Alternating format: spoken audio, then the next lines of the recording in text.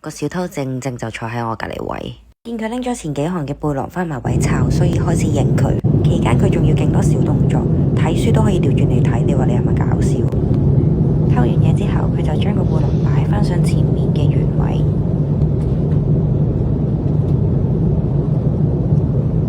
半個鐘後，因為佢發現個背囊收得唔好，所以佢再去多次收返埋條帶，然後就一個轉身扮晒嘢咁拎張飛機氈返埋位。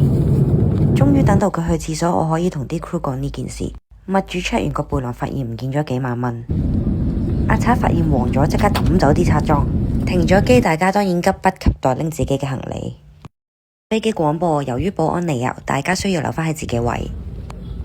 終於等到有人嚟捉佢啦，哈哈。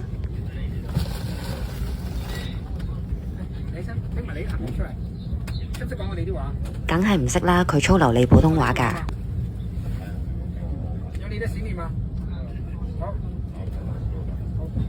後尾我都俾人帶咗出去落口供協助調查，事主都好感激自己可以拎返晒所有嘢。不過對外國人嚟講，成個司法程序太複雜，所以放咗佢。